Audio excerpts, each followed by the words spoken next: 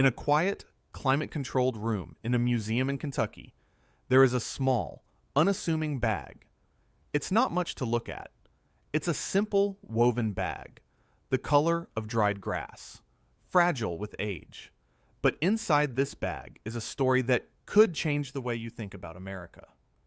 Inside this bag are seeds. Seeds that were placed in a grave 2,000 years ago. A final, precious gift for someone on their journey to the next world. These are not seeds of corn or wheat or any grain you would recognize. These are the seeds of a lost civilization. A civilization of farmers who, for thousands of years, cultivated a garden of incredible diversity right here in the heart of North America. And among these seeds is a grain that was once the lifeblood of this continent, a grain that is now extinct from every farm on Earth. My name is Marcus Thornwood. For 35 years, I worked as a plant geneticist for the giants of the agricultural industry. My job was to chase yield, to squeeze every last bushel out of every acre. We were soldiers in a war against nature, armed with chemical fertilizers and patented seeds. We were told we were feeding the world, but we were also erasing it. We were silencing the stories that were written in the seeds. Stories of resilience, of ingenuity, and of a different way of living on this land. Today, I want to tell you one of those stories. The story of a lost American garden and the oldest native grain that you have never heard of. Long before the first European ship ever touched these shores in the fertile river valleys of the Ohio, the Mississippi, and the Tennessee, a quiet revolution was taking place. We often imagine the early inhabitants of this continent as nomadic hunters following the great herds of bison across endless plains. But that is only a fraction of the story. For at least 5,000 years, the indigenous people of the eastern woodlands were farmers. They were scientists. They were geneticists. And they had created a unique and sustainable agricultural system, a system that we now call the Eastern Agricultural Complex. This was not a system of vast, uniform monocultures like we see today. It was a garden, a complex tapestry of plants woven together. It was a system built on diversity, on resilience, on a deep understanding of the land. They domesticated a variety of squash, not for its flesh, but for its nutritious, oily seeds. They took the wild sunflower and, through generations of careful selection, transformed it into a plant with a single, massive head bursting with seeds, a feat of genetic engineering that we still benefit from today. They cultivated maygrass and little barley, native grasses that provided a reliable source of carbohydrates. They grew a plant called erect knotweed, a relative of buckwheat, whose starchy seeds were a staple food. And then there were the two giants of this lost world. The first was a plant called sumpweed, or marsh elder. Its scientific name is Iva annua. Its seeds are an absolute powerhouse of nutrition, containing up to 32% protein and 45% oil. Let me put that in perspective for you. Modern wheat, the staff of life for much of the world, contains about 13% protein. Sumpweed has nearly 3 times that amount. It is one of the most protein-rich seeds on the planet, and it grew in abundance in the fertile river bottoms of ancient America. The author Jared Diamond, in his famous book Guns, Germs, and Steel, highlighted this plant as one of the great lost crops of the Americas. But the true star of the show, the most widely grown and important of all these lost crops, was a humble plant called goosefoot. Its scientific name is Chenopodium berlandieri. It's a close relative of the now famous superfood, quinoa, which was domesticated thousands of miles away in the Andes of South America. But this was our quinoa. This was the North American quinoa. This was the grain that sustained the great Hopewell culture, the people who built the monumental. earthworks and mounds that still dot the landscape of Ohio and the Midwest. At the Riverton site in Illinois, a settlement dating back to 1800 BCE, the remains of goosefoot are everywhere. It was the foundation of their diet, and this was not a wild plant that they were simply gathering. This was a true domesticate, a crop that had been profoundly changed by human hands over thousands of years. How do we know? We look at the seeds. The seeds of wild goosefoot have a thick, black, indigestible seed coat, a natural defense mechanism to protect the seed until conditions are perfect for germination. This seed coat is about 40 to 60 microns thick, but the seeds found at Riverton and other ancient sites are different. Their seed coats are less than 20 microns thick. They are fragile. They have lost their wild toughness. This is the telltale sign of domestication. The ancient farmers had, over countless generations, selected for plants with a thinner seed coat, making the grain easier to process, easier to cook, and easier to digest. They had transformed a wild plant into a crop. For over 4,000 years, this was the grain of America. It was ground into flour to make bread. It was cooked into a hearty, nutritious porridge. Its leaves, which are more nutritious than spinach, were eaten as a green vegetable. It was a perfect food, a complete protein containing all the essential amino acids, just like its famous cousin, quinoa. It was the staff of life for countless generations. It was the food that fueled the creation of some of the most complex societies on the continent. So, where is it now? Why have you never seen a field of American quinoa? Why is this ancient, native grain extinct from every farm on the continent? The answer can be summed up in one word: maize. Corn.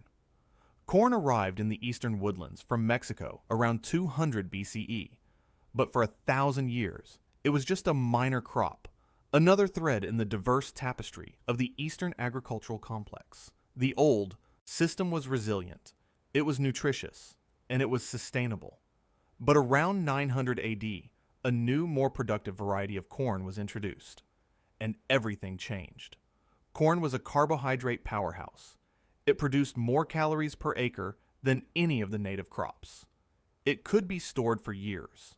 It was, in the cold, hard language of agricultural economics, a winner. And so, the old ways began to fade. The diverse, resilient gardens of the Eastern agricultural complex were slowly replaced by the monoculture of corn. The native grains, the plants that had sustained the people of this land for millennia, were abandoned. They were forgotten. And the domesticated goosefoot, the plant that had been so carefully bred and nurtured for thousands of years, the plant with the thin seed coat, could not survive without its human partners. It was too fragile. It had lost its wildness. It had forgotten how to be a weed. And so, it vanished. It returned to the earth. The domesticated variety of Chenopodium berlandieri is now extinct. This is a story that has been repeated all over the world. The relentless march of a few supercrops, corn, wheat, rice, has wiped out thousands of local varieties, thousands of unique flavors, thousands of stories. We have been told that this is progress, that this is efficiency, but I am here to tell you that it is a tragedy. We have traded resilience for dependency. We have traded nutrition for empty calories. We have traded a deep, intimate knowledge of our own land for a globalized food system that is fragile, unsustainable, and controlled by a handful of corporations. I spent my career working for those corporations. I helped to create the very system that I am now speaking out against. I saw firsthand how the logic of profit and yield was used to justify the destruction of our agricultural heritage. We were not just creating new seeds. We were creating a world where no other seeds could compete. We were creating a world where a plant like goosefoot, a plant that is perfectly adapted to our soil, a plant that is a nutritional powerhouse, A plant that asks for nothing but a little space to grow is seen as a weed, because the wild relatives of goosefoot are still with us. They grow on the edges of our fields, in our backyards, in the cracks of our sidewalks. We call them weeds. We spray them with poison. We have been taught to see them as the enemy. But these are not weeds. These are the ghosts of a lost agriculture. They are the living memory of a different way of being, and they are a gift. I want you to go outside. I want you to look for a plant with diamond-shaped leaves. Leaves that look like they have been dusted with a fine white powder. This is lambsquarters, a wild cousin of the domesticated goosefoot.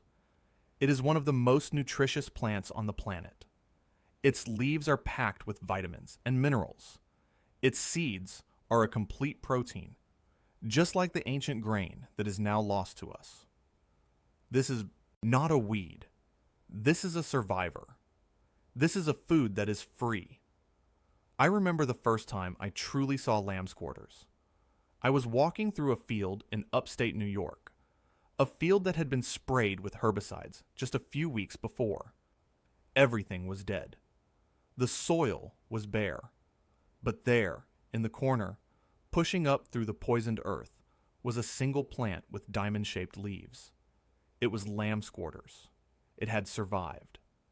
It was still here, still offering its gifts, still waiting for us to remember. The Hopewell people understood something that we have forgotten. They understood that the land is not a factory to be exploited, but a partner to be respected.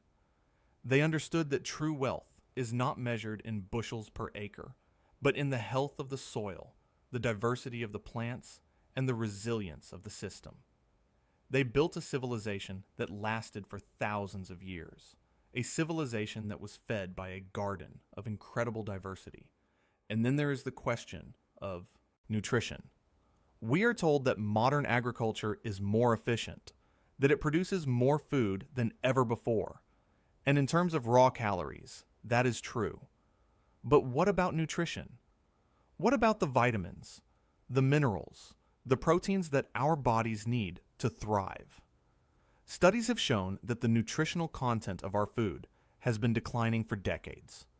The vegetables we eat today have less iron, less calcium, less vitamin C than the vegetables our grandparents ate. We are producing more food, but we are nourishing ourselves less.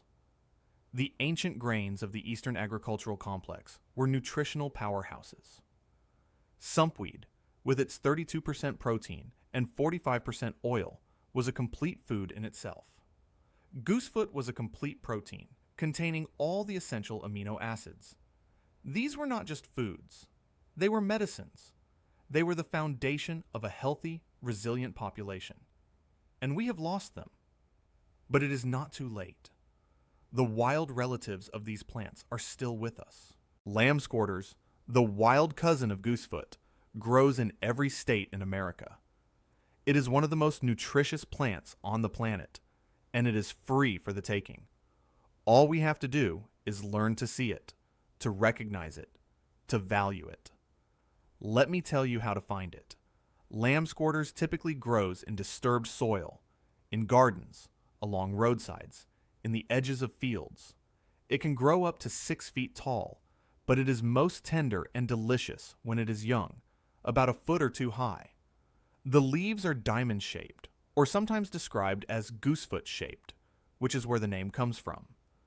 The underside of the leaves, and especially the growing tips, are covered with a fine white powder that looks almost like flour. This is not a disease. It is a natural waxy coating that helps the plant retain moisture. You can eat the leaves raw in a salad, or you can cook them like spinach. They have a mild, slightly earthy flavor that is more delicate than spinach. The seeds can be harvested in the fall and ground into flour, or cooked like quinoa. A single plant can produce tens of thousands of seeds, enough to feed a family for a week. And here is the most remarkable thing. Lambsquarters is not just nutritious. It is also incredibly resilient.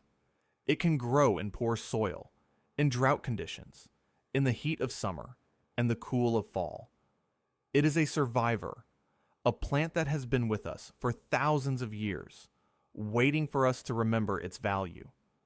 There is a movement growing across this country, a movement of people who are rediscovering the value of these forgotten foods.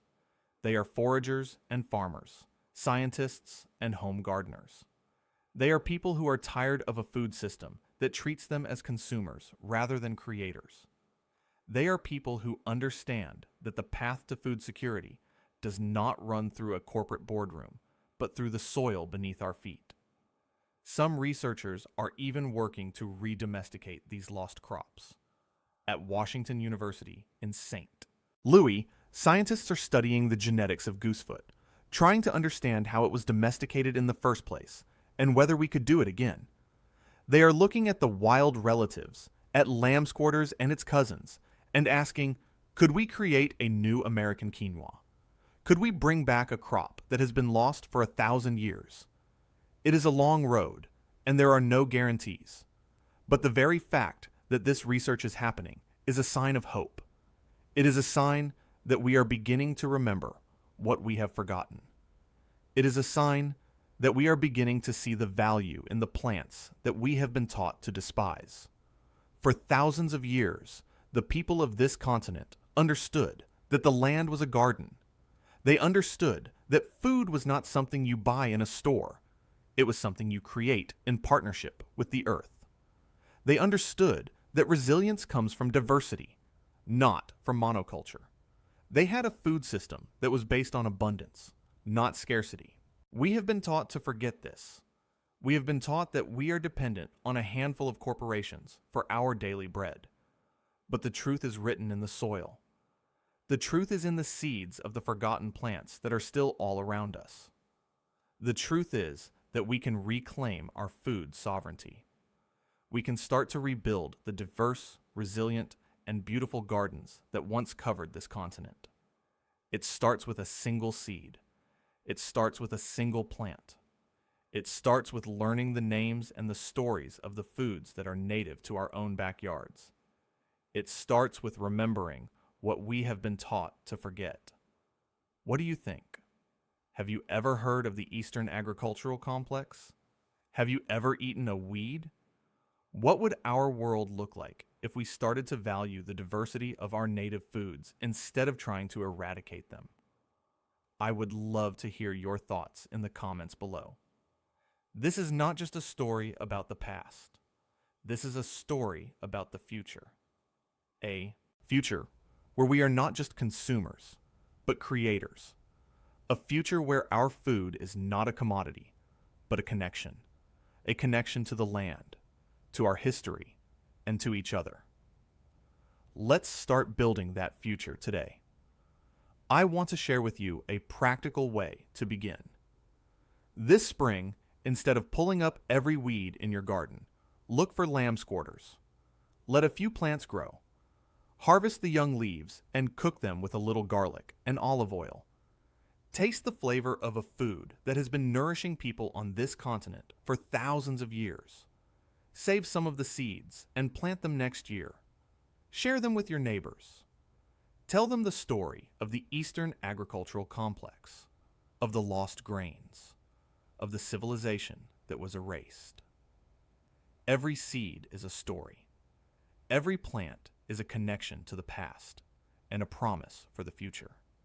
When we grow these forgotten foods, we are not just feeding ourselves. We are participating in an act of remembrance. We are honoring the knowledge of the people who came before us. We are reclaiming a heritage that was stolen from us. I have spent the last decade of my life trying to undo the damage that I helped to create. I have traveled across this country, meeting farmers and foragers, scientists and seed savers. I have seen the incredible diversity of plants that are still out there, waiting to be rediscovered. I have seen the passion and the dedication of the people who are working to bring them back. And I have seen the power of a single seed, a seed that was saved by a grandmother, passed down through generations, and planted in a garden in Ohio. A seed that carries within it the genetic memory of 1,000 years of careful selection. A seed that is a living link to a lost world. We are at a crossroads. We can continue down the path of monoculture and dependency, a path that leads to depleted soils, declining nutrition, and a food system that is vulnerable to collapse. Or we can choose a different path, a path of diversity and resilience, a path that honors the wisdom of the past while building a sustainable future. The choice is ours, and it starts with a single seed,